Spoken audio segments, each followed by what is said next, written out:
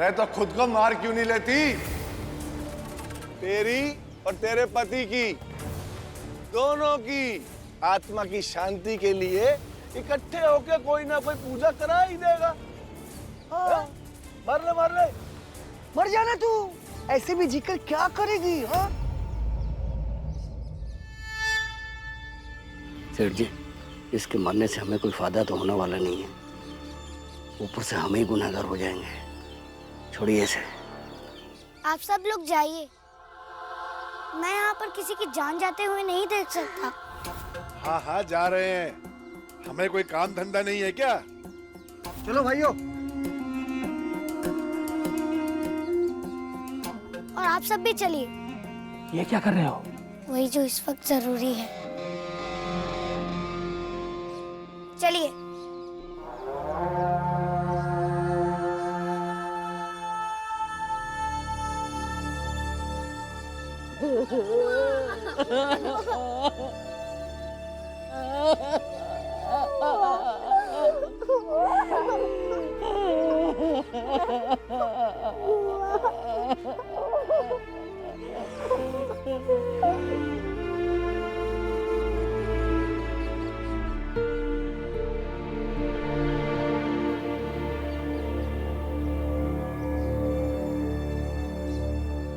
आप बिरादरी के लोगों के साथ जाकर विश्राम कीजिए, आपको पूरा न्याय मिलेगा। जी धन्यवाद।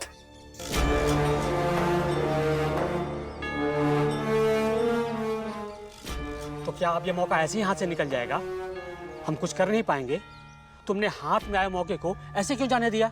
नतीजे अगर अपने मन मुताबिक चाहिए तो प्रतिक्रिया और योजना दोनों ही समय के हिसाब से नाप तौल कर होनी चाहिए। और फिर यहाँ से पीछे हटने में ही भलाई थी, लेकिन इसका मतलब ये नहीं है कि हम इस मौके को जाया कर दें। ठंडे दिमाग से सोचिए और योजना बनाइए, जिससे अपनी बात और भी मजबूती से मनवाने के लिए उस भीमराव और उसके परिवार वालों को मजबूर किया जा सके। अब हम भीमराव और उसके परिवार वालों को मजबूर करने के लिए उन्हीं सारे हथियारों का उपयोग करेंगे जिनका उपयोग आज तक भीमराव करता आया है। महाराज कुछ समझ में नहीं आया। किन हथियारों के साथ भीमराव आज तक तुम सबके साथ लड़ता आया है और कई बार जीतता भी रहा है। कौन सा हथियार महाराज? कुछ समझ नहीं आया, आप किस हथियार की बात कर रहे हैं? सोच के बताओ।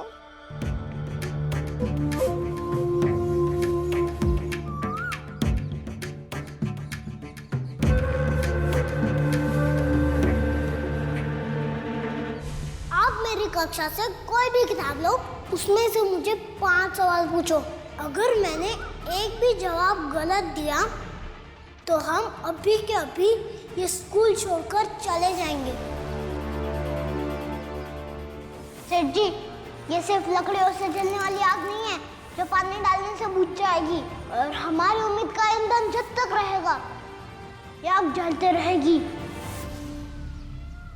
उसकी जिद उसका सबसे बड़ा हथियार है। फिर हम यहीं रहेंगे तब तक जब तक आप ये खाट लेकर मेरे आई के गहने नहीं दे देते।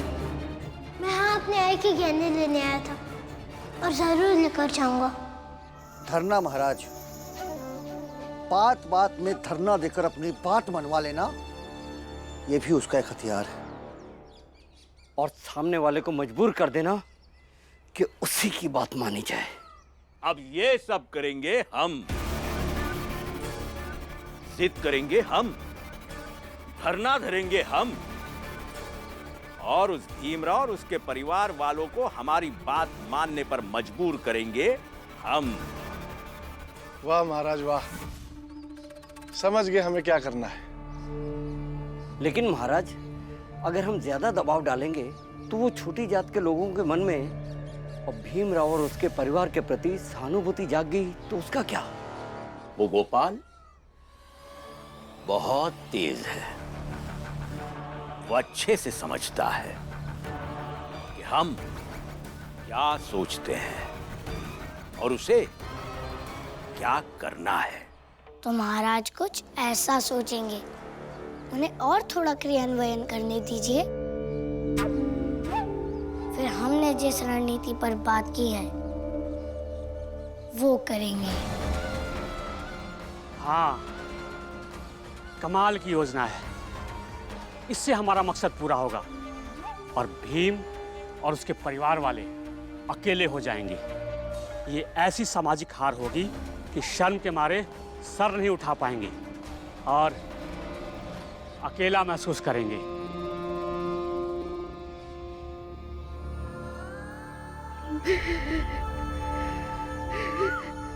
मेरी शादी मेरे लिए एक भयानक सपना है जिसे मैं कभी याद नहीं करना चाहती, कभी याद नहीं करना चाहती।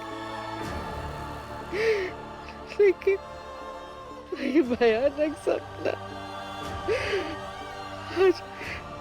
आज फिर से मुझसे वही सब करवा रहा है जिसका मेरे लिए न तब मायने था और न आज मायने। मैं विधवा होने के कोई संस्कार नहीं करूंगी, कोई संस्कार नहीं करूंगी मैं। ये लोग इतनी आसानी से इस मुद्दे को नहीं छोड़ेंगे और कुछ ना कुछ जरूर करेंगे। हमें तैयार रहना होगा, इनसे लड़ने के लिए भी और बुआ को टूटने से बचाने के लिए भी।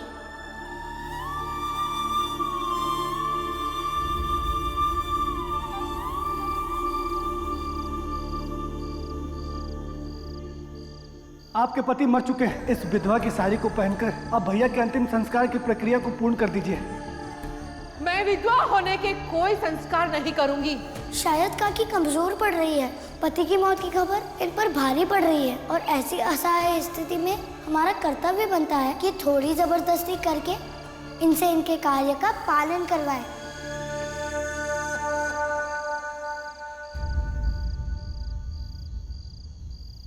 भैया, मैं खाना लेकर आती हूँ आपके लिए। बेटा मेरा,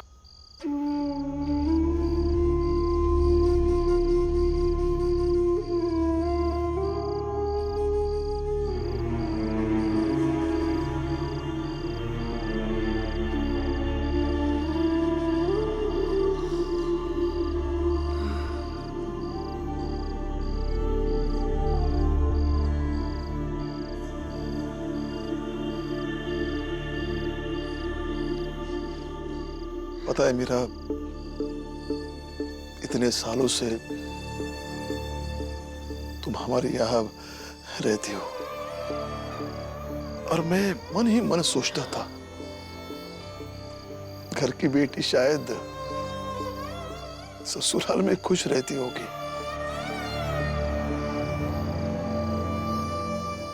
लेकिन तुमने गलत साबित कर दिया। मीरा, मैंने तुम्हें कभी भी दुखी, उदास या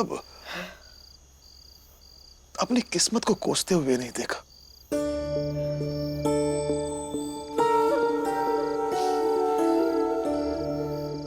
और मैं जानता हूं मेरी बहन का दिल बहुत मजबूत है, ये पत्थर जैसा है और मुझे विश्वास है तुम इस परिस्थिति को भी झेल लोगे।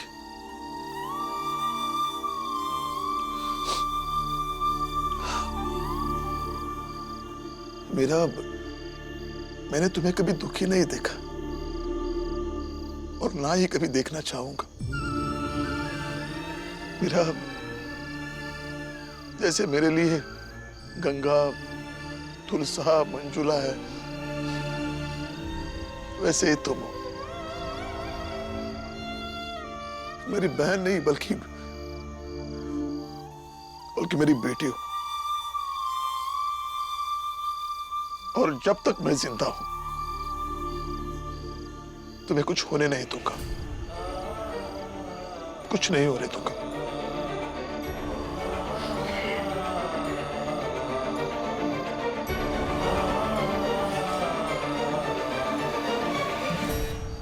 दुख इस बात का है कि जब तक वो आदमी जिंदा था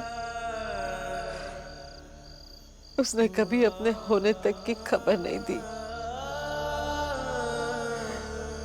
यहाँ तक कि मैं जिंदा हूं या मर गई हूं ये जानने की भी कोशिश नहीं की। आज जब वो मर गया तो उसकी खबर मुझ तक क्यों पहुंचाई गई? और आज ये सब लोग मुझसे ये कह रहे हैं वो मर गया इसलिए कि मैं विधवा बनकर उसके नाम का मातम जिंदगी भर मनाती रहूं। ये मुझसे नहीं होगा, ये मुझसे नहीं होगा।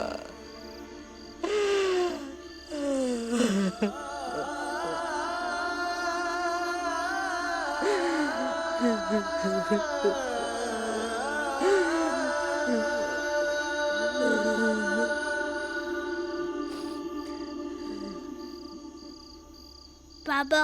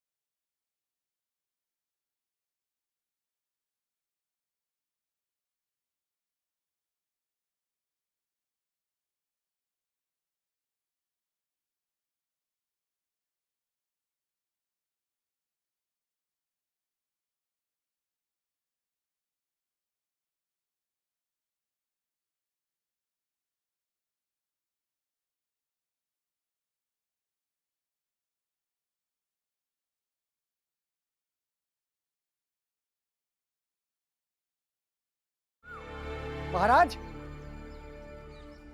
महाराज, काम हो गया महाराज।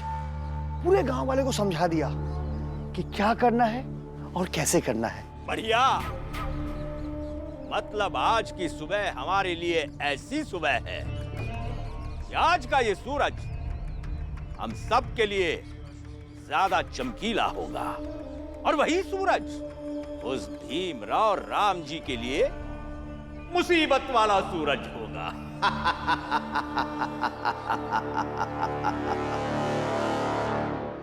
राम जी, राम जी, राम जी, बाहर निकलिए।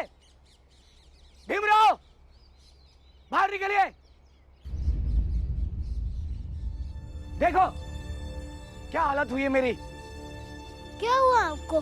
हम अपने काम के सिलसिले में दूसरे गांव जा रहे थे।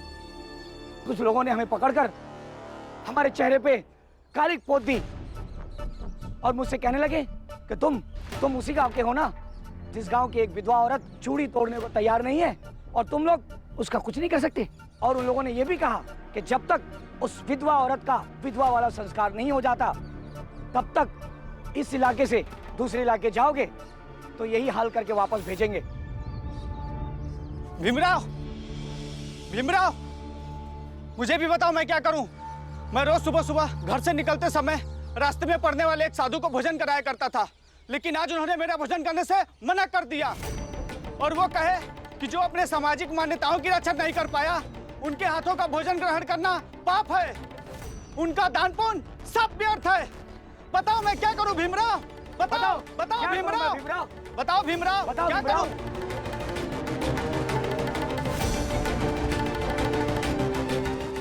बताओ भीमराव, बताओ भीमराव, बताओ क्या करूं? बताओ। बताओ बताओ भीमराव। बताओ मैं क्या करूं बताओ हम भीमराव? क्या करें? बताओ। बताओ भीमराव, बताओ। बुआ चलिए।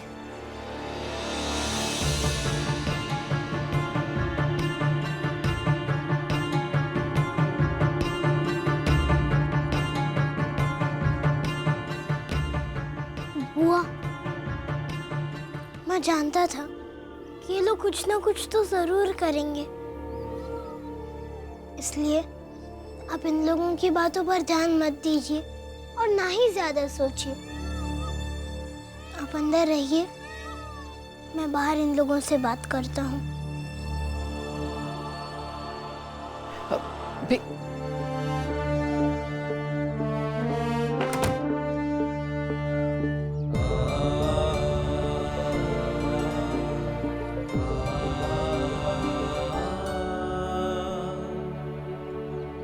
मैं अच्छे से समझता हूँ कि आप किसके कहने पर ये सब कुछ कह रहे हैं, और ये भी समझता हूँ कि आपको समझाने से कोई फायदा नहीं है। इसलिए आप लोग जाइए, क्योंकि मेरी बहन ऐसा कुछ नहीं करेगी जैसा आप लोग चाहते हैं। बाला भैया, आप ही समझाइए अपने बाबा और बुआ को। इतनी मुश्किल से समाज की विभिन्न जातियों में सामंजस्य बैठा है और इनके कारण फिर से सौहार्द खराब होगा।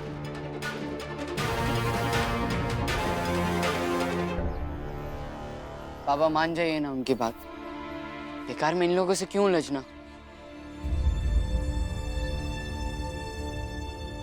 क्यों उलझना मतलब? इस क्यों का जवाब तुम्हारे पास नहीं है? अगर तुम भी यही चाहते हो जो ये लोग चाहते तो जाओ उनके साथ खड़े हो जाओ। जैसे इन लोगों का विरोध झेल रहे हैं वैसे तुम्हारा भी विरोध झेल लेंगे। जाओ। मैं किसी का पक्ष नहीं ले रहा था, मैं सिर्फ सच बात कह रहा था। आपको लड़ाई झगड़ा मारपीटी करनी है तो कीजिए। नहीं, हम किसी से लड़ेंगे नहीं, किसी को कोई नुकसान नहीं पहुंचाएंगे, लेकिन जब तक हमारी बात नहीं मानी जाएगी इस घर के आगे धरना देंगे, बैठे रहेंगे। भाइयों बैठ जाओ।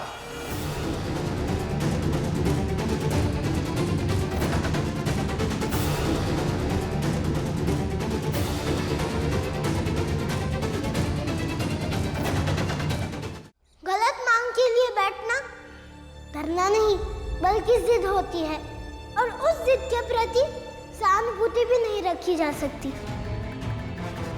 बाबा, आनंद भैया, हमें काम के लिए देरी हो रही है, चलिए काम पर चलते हैं।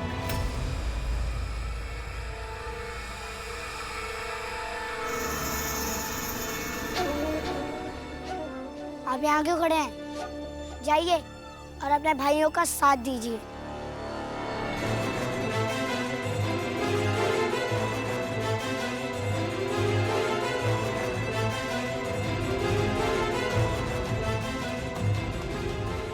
क्या फायदा? भीम तो भाषण सुना के चला गया और हमारे प्रति तो कोई सहानुभूति ही नहीं है।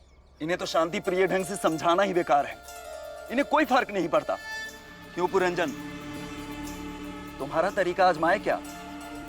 मारपीट, खून खराबा, बोलो। आनंद, भीम, तुम दोनों घर पर ही रहो, मैं काम पर जा रहा हूं।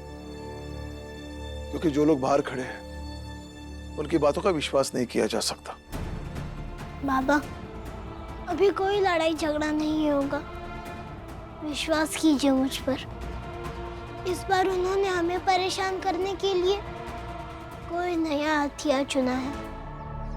भीमराव, अब तुम्हारे ही अस्त्र से तुम ही पर वार किया जा रहा है। अब निकालो हल, ये देखना मेरे लिए भी दिलचस्प है।